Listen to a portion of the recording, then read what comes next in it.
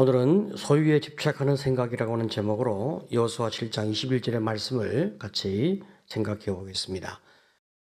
여러분, 우리가 말이죠, 성공한 사람이나 행복한 사람을 보게 되어지면 그들이 생각하고 있는 생각이 보통 사람과 조금 다르고 또 살아가는 삶에 분명한 시스템이 있는 것을 우리가 종종 보게 됩니다.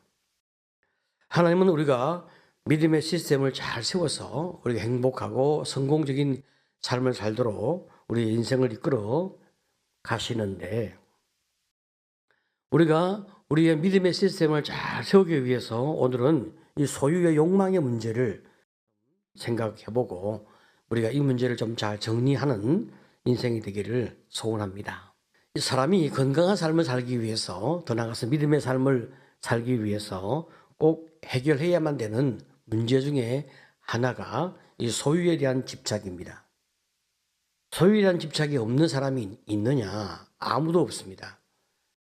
이 소유 욕구를 그냥 내버려 두게 되어지면 우리 자신도 불행해지지만 우리의 공동체, 가정이든 교회든 그가 속한 모든 조직이 불행해지고 타락해지는 이런 고통의 수렁에 빠지게 되어지는 거예요. 오늘 함께 읽은 우리의 본문의 말씀, 그 배경은 이렇게 시작되어집니다. 출애굽 이후에 40년 동안의 광야 생활이 끝나고 이스라엘 백성은 여호수아의 지휘 아래 여리고성의 전투에서 놀라운 승리를 거두게 되는 거예요. 붕괴될 수 없는 여리고성이 하나님의 능력으로 붕괴되어지는 이런 축복을 입게 됩니다. 그 다음에 두 번째 전쟁은 아이성의 전투였습니다. 이 아이성은 아주 작은 성이었기 때문에 정탐꾼들이 그 성을 정탐하고 돌아와서 이야기하기를 한 2,000명에서 3,000명 정도의 군대만 보내어도 충분하게 우리가 그 성을 점령할 수가 있다. 그렇게 보고를 하는 거죠. 그래서 여호수아는 3,000명의 군인을 보내었습니다. 그리고 아이성을 침공했는데 너무나 처참하게 실패를 하고 말았단 말이에요. 여호수아 7장 4절 5절을 보게 되어지면 백성 중 3,000명쯤 그리로 올라갔다가 아이 사람 앞에서 도망하니 아이 사람이 그들을 36명쯤 쳐 죽이고 성문 앞에서부터 스바림까지 쫓아가 내려가는 비탈에서 쳤으므로 백성의 마음이 녹아 물같이 된지라. 자, 여러분, 이 가나안 정복 전쟁은 하나님의 전쟁이거든요. 하나님의 실패가 있을 수가 없잖아요. 전능하신 분인데 하나님의 실패가 있을 수가 없어요. 그런데 너무나 처참하게 이 작은 성에서 큰 실패를 가져왔으니까 여호수아가 얼마나 충격을 많이 받았는지, 얼마나 기가 막힌지 그가 하루 종일 하나님 앞에서 엎드려 기도하기 시작했습니다. 그때 하나님께서 응답하시기를 7장 10절로 12절을 보게 되어지면 여호와께서 여호수아에게 이르시되 일어나라 어찌하여 이렇게 엎드렸느냐 이스라엘이 범죄하여 내가 그들에게 명령한 나의 언약을 어겼으며 또한 그들이 온전히 바친 물건을 가져가고 도둑질하고 속이고 그것을 그들의 물건들 가운데 두었느니라. 그러므로 이스라엘 자손들이 그들의 원수 앞에 능히 맞서지 못하고 그 앞에서 돌아섰나니 이는 그들도 온전히 바쳐진 것이 됨이라. 그 바쳐진 물건을 너희 중에서 멸하지 아니하면 내가 다시는 너희와 함께 있지 아니하리라. 하나님께서 여호수아에게 명령하신 아이성의 전투에서 패배의 원인은 다른 것이 아니라 이스라엘이 범죄했기 때문에 전쟁에서 패배했다는 것입니다. 그러면 어떤 범죄를 이스라엘 백성이 했단 말인가? 하나님 명령을 어기고 하나님과의 언약을 어기고 하나님의 것을 훔친 것입니다.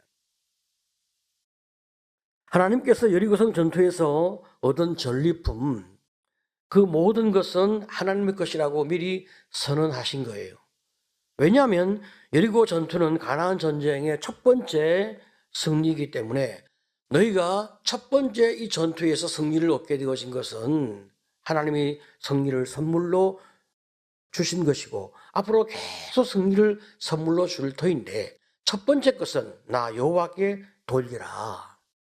여기 있는 모든 전리품은 내가 너희에게 주지 아니하고 나 여호와가 취할 것이니 너희가 그렇게 알고 그 다음에 전쟁의 승리부터 너희가 취하라. 이렇게 하나님께서 미리 언약의 말씀을 주시고 그리고 백성이 그것을 수용하게 되어진 거예요. 하나님과 언약을 함과 동시에 여리고 성의 모든 이 전리품이 하나님의 것이 되었단 말이에요. 그러면 그와 동시에 이스라엘 백성도 하나님의 것이 되는 거예요. 자, 그런데 이스라엘 백성이 언약을 이행하지 않은 거예요. 하나님께서 첫 번째 전투의 전리품은 내 것이니까 내게 돌리고 앞으로 너희에게 다 주겠다. 백성이 아멘했어요. 자, 그런데 백성 가운데 언약을 지키지 아니한 사람이 있는 거예요. 이 문제를 해결하지 아니하면 내가 다시는 너희와 함께하지 않겠다. 하나님이 매우 중하게 말씀하는 거죠.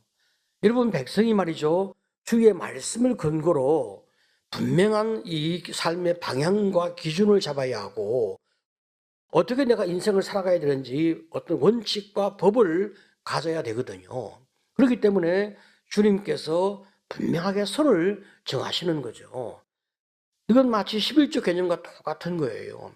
하나님께 바칠 것은 하나님께 바치고 그 다음에 하나님이 내 인생을 보장할 것은 하나님이 내게 하시는 거란 말이죠. 이 분명한 약속을 하나님이 딱 제시를 하는 거죠.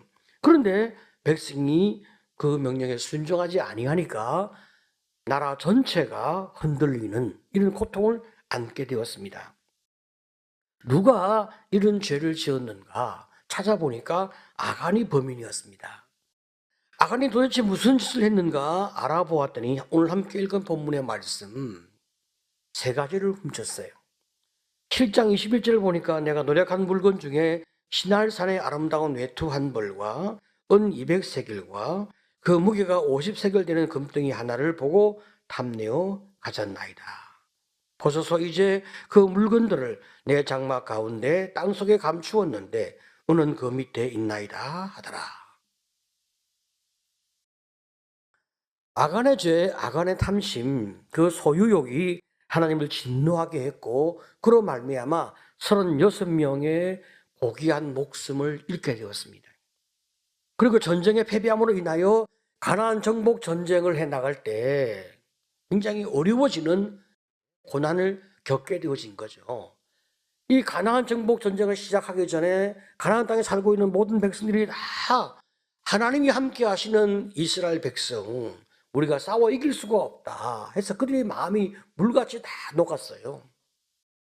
전쟁을 쉽게 이길 수가 있는 가능성을 분명히 갖고 있었는데 아주 작은 성 아이성에서 이스라엘 백성이 패배했으니 그들이 얼마나 힘을 얻고 앞으로의 전쟁에서 얼마나 최선을 다해서 죽기까지 싸우겠습니까? 그러면 그 다음에 전투가 얼마나 어려워지겠어요. 반대로 이스라엘 백성은 그 마음이 물같이 녹았으니까 얼마나 두렵고 염려가 되고 또 정말로 앞으로 하나님 우리와 함께 하실 것인가 그 마음 가운데 얼마나 두려움과 염려가 일어나겠어요. 자, 여러분 이 엄청난 일이 이 한 사람으로 말미암아 벌어진 거예요. 자, 그렇다면 여러분 사람들이 말이죠. 탐욕을 일으키는 근본적 원인이 무엇일까? 여러분 원인은 많이 있지만 사람이 가지고 있는 근본적 원인 두 가지만 아침에 말씀드리면 첫 번째, 사람은 돈을 통해서 우리 안전을 지키고자 하는 욕망이 있다는 말이에요. 아간도 이런 유사한 고민을 했을 가능성이 있어요. 이제 광야 생활 끝나고 가나안 땅에 들어가게 되어지면 만나가 더 이상 내리지 않는데 자, 그러면 우리가 무엇인가 가진 것이 있어야 가나안 땅에서 잘 살 수 있지 않을까 걱정과 염려를 하게 되는 거죠. 그동안 광야에서 살았어요. 그냥 하나님이 주신 것 먹고 살았어요. 가진 게 아무것도 없어요. 이제 가나안 땅에 들어가게 되어지면 만나는 더 이상 내리지 않아요. 이제 우리가 땅을 개간해서 먹고 살아야 하는데 우리가 뭐 가진 게 있어야지.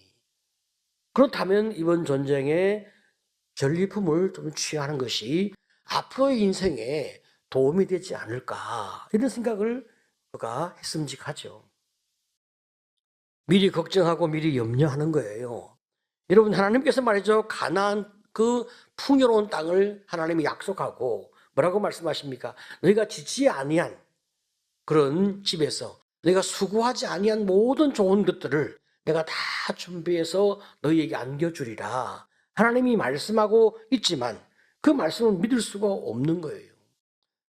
혹시 그렇다 하더라도 내가 좀 더 준비하는 것은 나에게 유익하지 않을까. 그래서 하나님과 약속도 깨트리며 내가 가진 것을 취하려 하는 거예요. 여러분 이런 우리의 소유 욕망도 있는데 사단은 옆에서 계속 우리에게 속삭이는 거예요. 뭐라고 속삭일까요? 내게는 부양해야 할 가족이 있고 너의 긴 노년기가 남아있다. 속삭이는 거예요. 돈이 필요하다. 내가 직장을 잃거나 내가 일할 수 없는 상황이 올 수도 있다. 돈을 많이 확보해 두어야 하지 않겠냐. 앞으로 예측할 수 없는 사건이 터지거나 많은 경비가 소요되어지는 질병이 오거나 혹은 갑자기 가난과 재난이 올 수도 있지 않느냐. 돈을 많이 확보하는 것이 좋다. 내가 가난해서 남에게 의지하게 되어진다면 얼마나 내 인생이 비참하겠느냐. 그런 일은 겪지 않게 해야 되지 않겠냐. 이런 많은 것들을 생각하게 하면서 우리 마음 가운데 근심과 걱정과 불안을 계속 심는 거죠. 그래서 돈을 많이 가지면, 돈을 많이 확보하면 내가 이 모든 문제를 해결할 수 있다고 사단은 우리에게 속삭이는 거예요. 그러면 우리는 그 말에 고개를 끄덕끄덕하게 되어지면서 돈에 대한 사모함과 집착이 점점 더 크게 일어나게 되는 거예요. 여러분, 돈이 많으면 정말로 탐욕이 사라질까요? 여러분, 절대로 그렇지 않다는 것 누구나 다 잘 아실 거예요. 돈으로 안전을 얻고자 한다. 돈으로 내 삶이 행복해질 거다. 여러분, 절대로 그렇지 않습니다. 모든 통계가, 모든 학문적 연구가 다 이것을 뒷받침하고 있고 우리 자신의 욕구를 살펴보아도 마찬가지예요. 돈은 더 많은 돈을 갈망하는 목마름을 우리에게 불러일으킬 뿐입니다. 우리의 해답은 오직 하나님이시란 말이죠. 믿습니까? 네, 하나님께서 우리의 해답이시거든요. 그분이 돈을 만드셨고 우주 만물을 만드셨고 그분이 모든 걸 다 만드셨습니다. 필요하면 하나님이 더 많은 것을 우리에게 허락하신단 말이죠. 하나님께서 아들까지 우리를 위해 주셨는데 우주 만물을 우리를 위해 창조했는데 하나님이 무엇을 더 아끼시겠습니까? 오직 하나님만 의지하는 여러분 되시기를 간절히 축복합니다. 자, 이렇게 하나님이 우리의 안전이란 말이죠. 그 하나님이 보장하시는 안전 속에서 오늘도 행복하고 주님 때문에 오늘도 만족한 넉넉한 성도가 되시기를 다시 한번 축복합니다. 아멘. 탐욕을 일으키는 두 번째 요인이 무엇일까? 사람들은 누구나 내적인 공허함이 있어요. 이 내적인 공허함을 소유함으로 채우려 하는 이런 안타까운 태도가 있는 거죠. 전도서 5장 10절을 보게 되어지면 이렇게 말씀합니다. 같이 한번 읽어보겠습니다. 시작. 은혜를 사랑하는 자는 은혜로 만족하지 못하고 풍요를 사랑하는 자는 소득으로 만족하지 아니하나니 이것도 헛되도다. 그렇습니다. 여러분 인간은 말이죠. 하나님 외에는 그 어떤 것으로도 만족할 수 없는 그런 마음의 구조를 가지고 있는 거예요. 그런데 하나님이 아니라 다른 그 어떤 것을 자꾸 가져서 만족해 보겠다라고 했을 때 그 마음이 가져도 만족할 수 없는 이런 갈망을 가지게 되는 거죠. 하나님 인간을 그렇게 창조하신 거예요. 어쩔 수가 없습니다. 그렇기 때문에 하나님으로 인하여 만족한 인생이 되어질 때 삶이 행복하지 하나님 외에 또 다른 어떤 것으로 만족하려 한다면 그 인생은 파멸의 길로 가게 되는 거죠. 자, 여러분 아간을 보세요. 아간은 자신의 탐욕으로 인하여 그 죄로 인해서 참 멸망당하는데 그 자신뿐 아니라 가족까지 몰살을 당하는 거예요. 7장 24절로 26절을 보게 되어지면 여호수아가 이스라엘 모든 사람과 더불어 사라의 아들 아간을 잡고 그 은과 그 외투와 그 금등이와 그의 아들들과 그의 딸들과 그의 소들과 그의 나귀들과 그의 양들과 그의 장막과 그에게 속한 모든 것을 이끌고 아골 골짜기로 갔어. 온 이스라엘이 그들을 돌로 치고 물건들도 돌로 치고 불사르고 그 위에 돌 무더기를 크게 쌓았으니 오늘까지 있더라. 여러분, 하나님께서 말이죠, 누구를 징계하거나 누구를 처벌할 때에 부모의 죄로 자식을 처벌하거나 죽이지 않습니다. 신명기 24장 16절을 보게 되어지면 아버지는 그 자식들로 말미암아 죽임을 당하지 않을 것이요 자식들은 그 아버지로 말미암아 죽임을 당하지 않을 것이니 각 사람은 자기 죄로 말미암아 죽임을 당할 것이니라. 자, 그런데 지금 아간과 그 가족이 함께 죽임을 당했습니다. 왜 그럴까요? 아간이 혼자 죄를 도모한 것이 아니라 가족과 의논하게 되어진 거죠. 여러분, 이게 얼마나 무서워요. 가장이 똑발라야 되는데 가장이 잘못된 길로 삶의 길을, 그 방향성을 잘못된 쪽으로 잡고 있어요. 그러면 가족 중에 누군가 하나는 이게 아니다 말을 해야 되는데 모두가 다 거기에 동조하고 묵인하고 따라갔단 말이에요. 이게 얼마나 무시무시한 죄의 결과를 가져오게 될까요? 사람이 말이죠, 어떤 욕망에 붙잡히면 눈에 뵈는 게 없어요. 이게 인간의 약함이 아니겠습니까?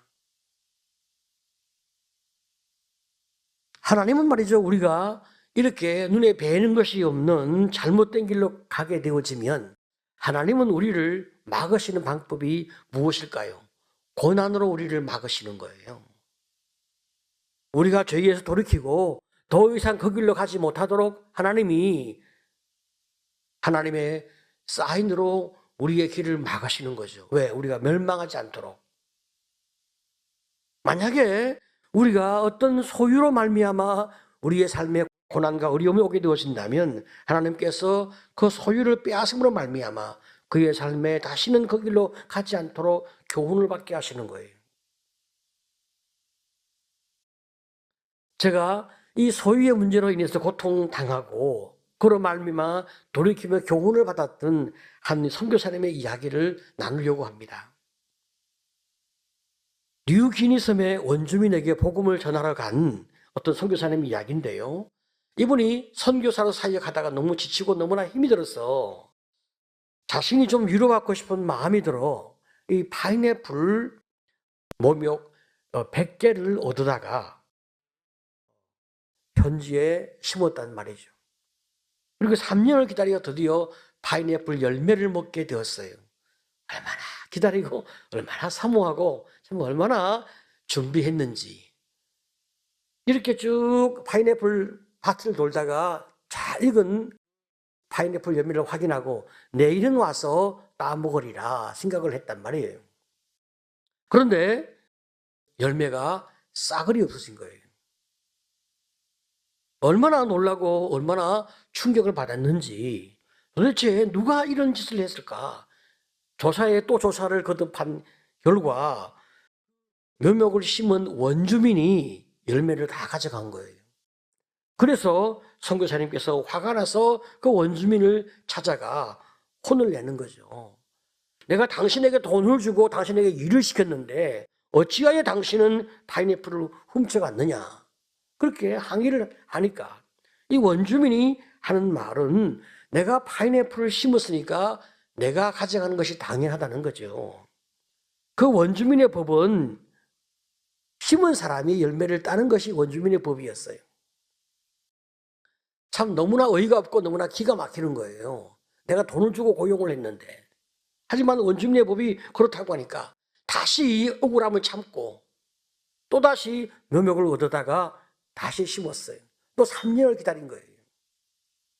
그런 다음에 드디어 이제 열매를 먹게 되어서 설레이는 가슴을 안고 열매를 기다리고 있는데 또 열매가 사라지기 시작하는 거예요. 이건 열매마다 사라지기 시작하는 거예요. 누가 이 열매를 훔쳐갈까? 또 살펴보니까 아니 원주민들이 익은 열매를 하나씩 하나씩 가져가기 시작하는 거예요. 도저히 더 이상 참을 수가 없었습니다. 그래서 이 선교사님께서 원주민 선교를 위해서 운영하던 병원의 문을 닫고 가게 상점 문을 닫고 모든 것을 다 철수시켜 버렸어요. 그러니까 원래 숲속에 살고 있던 원주민이 치료와 여러 많은 문명 혜택을 보기 위해서 선교사님 주변에 모여서 살게 되었는데 이 원주민들이 다 숲속으로 돌아가 버렸어요. 선교사님께서 파인애플 열매는 먹을 수 있었는데 자기가 이곳에 온 목적이 사라진 거죠.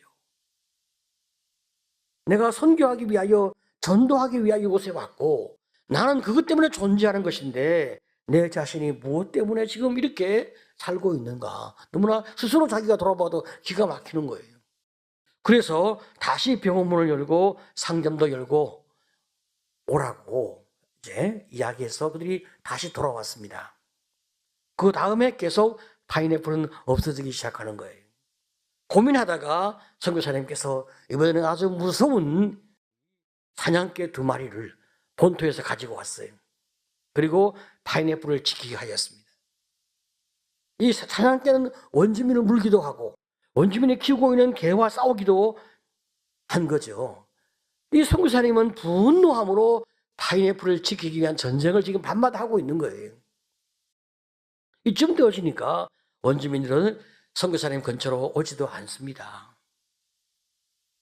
자, 이 여간에 선교사님께서 안식년을 맞이하여 귀국하고 참 기도하면서 좀 쉬면서 이렇게 어떤 세미나에 참석하게 되었는데 거기서 참 많은 은혜를 입었습니다. 내 모든 것 다 주님의 것이고 내 것은 아무것도 없는데 나는 왜 이렇게 내 것을 많이 주장하고 인생을 살까? 내가 선교사임에도 불구하고 왜 이렇게 나는 내 것을 지키려고 할까? 참 이런 부분에서 많은 회개가 있었고 또 많은 마음에 좀 준비가 있었습니다. 그리고 선교 현지로 돌아왔어요. 그런 다음에 선교사님께서 파인애플 밭에 가서 하나님께 기도하기 시작하는 거예요. 하나님, 이 파인애플 나무를 주님이 보고 계시죠. 제가 이 열매 때문에 화도 나고 언성도 높이고 소유권을 주장하기도 했습니다. 하지만 이 모두가 다 잘못된 것임을 내가 깨달았습니다. 이제 저의 잘못을 뉘우치고 회개하고 이 모든 파인애플 밭을 주님께 바칩니다. 하고 주님께 드리는 기도와 선포가 끝났어요. 그 이후에 여전히 파인애플이 계속 없어지지 않겠습니까? 근데 선교사님은 이제 주님께 바쳤으니까 내 것이 아니니까 이제 신경을 안 쓰는 거죠. 너무 신경을 안 쓰니까 원주민 청년 중에 몇 사람이 이상하게 생각하는 거예요. 그래서 물어보는 거죠. 왜 화를 안 내십니까? 파인애플 열매가 자꾸 없어지는데 왜 신경을 안 쓰십니까? 물어보는 거예요. 그때 선교사님께서 뭐라고 얘기합니까? 나는 그 밭을 주님께 드렸어. 이제 내 것이 아니야. 내가 어떻게 신경을 쓰겠어. 그렇게 이야기하니까 이 청년이 너무 놀라는 거예요. 그리고 가서 원주민들에게 이야기를 한 거예요. 어떤 원주민은 화를 내는 거예요. 아니, 선교사님이 파인애플 나무를 주님께 드리면 어떡해? 매우 잘못된 결정을 했어. 하고 화를 내는 거예요. 왜냐하면 선교사님의 것은 훔칠 수 있는데 하나님의 것은 못 훔치는 거야. 너무 화가 나서, 너무 화가 나. 하지만 이미 선교사님께서 그렇게 바쳤기 때문에 이제는 어쩔 수가 없어. 그래서 하나님의 것은 훔치면 벌을 받으니까 다 내버려 두기 시작한 거예요. 파인애플을 점점 더 많이 익어가는데 더 이상 사람이 따가지 아니하니까 익은 파인애플이 달려있고 그것은 매우 참 안타까운 일이 아니겠습니까? 그래서 선교사님께서 원주민들을 다 불러서 그 익은 파인애플을 다 함께 따서 같이 나누어 먹는 이런 은혜를 입게 되었어요. 이 선교사님이 그 책 뒤에 이런 말을 하는 거예요. 내가 나의 모든 소유를 주님께 바칠 때, 내가 나의 파인애플을 주님께 드릴 때 하나님께서 내가 먹을 수 있도록 은혜를 주시고 그로 말미암아 아름다운 선교가 이루어지게 하시고 그로 인하여 하나님의 축복이 어떤 것인지 원주민과 공유할 수 있는 그런 은혜를 입게 하셨다. 자, 여러분, 사람은 누구나 소유욕과 탐심이 있단 말이죠. 우리가 그걸 감추고 살아도 여러분 그건 없어지지 않는 거예요. 우리가 믿음으로 참 살고 우리가 참 검소하고 절약하고 하나님을 바라보고 믿음의 결단을 갖고 살려고 애를 써 나가도 어느 날 어떤 분이 명품 옷을 입고 내 옆에 딱 앉아 있으면 속이 뒤집어져요. 나도 저거 사 입고 싶은 마음이 들고 나도 사 입을 줄 아는데 그런 생각이 일어나는 거예요. 여러분, 인간이 말이죠, 죽을 때까지 이 소유 욕망에서 벗어나올 수 없는 거예요. 인간은 채워도 만족함이 없는 병든 욕구를 가지고 있단 말이죠. 이게 다 죄성에서 나왔지 않습니까?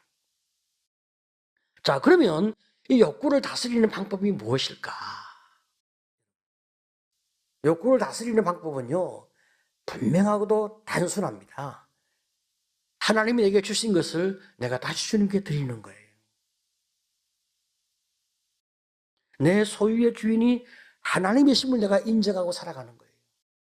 지금 주님께서 나에게 잠시 이것을 맡겨두셨고 관리하게 하셨지만 그러나 모든 것은 다 주님의 것입니다. 주님이 원하시면 주님께 내가 드리겠습니다. 내가 소유를 바라보고 사는 게 아니라 하나님을 바라보고 내가 인생 삶을 살아간단 말이죠. 그때 내 마음 가운데 평안과 자유가 넘치게 되는 거예요. 자, 여러분 마태복음 6장 33절 같이 한번 읽어보겠습니다. 자, 시작. 그런즉 너희는 먼저 그의 나라와 그의 의를 구하라. 그리하면 이 모든 것을 너희에게 더하시리라. 아멘. 내가 내 것을 챙겨야 되겠다. 여러분 그 목표를 가지고 인생을 살면 여러분 아무리 챙겨도 만족이 없고 아무리 챙겨도 헛헛하고 챙기면 챙길수록 우리 관계 속에 끝이 없는 갈등이 계속 만들어지는 거예요. 그렇지만 하나님 의지하고 주님께 나를 맡기고 하나님만 내가 소유하고 하나님이 내 모든 것의 주인이라고 인정하고 인생을 살아가는 이런 분명한 가치관, 이런 분명한 생각을 매 순간 우리가 확인하며 살아갈 때 끊임없는 풍성함과 행복함과 더 많이 부어주시는 그 하나님의 은총이 우리의 삶에 넉넉해지는 거예요. 내가 주님을 바라보고 살아가는 인생 여정에 말할 수 없는 행복과 기쁨이 넘치게 되는 것입니다. 믿으시기를 축복합니다. 여러분, 말씀을 믿는 성도가 되어야 됩니다. 한 귀로 듣고 한 귀로 흘리지 마시고 믿음으로 사시는 여러분 되시기를 다시 한번 축복합니다. 아멘.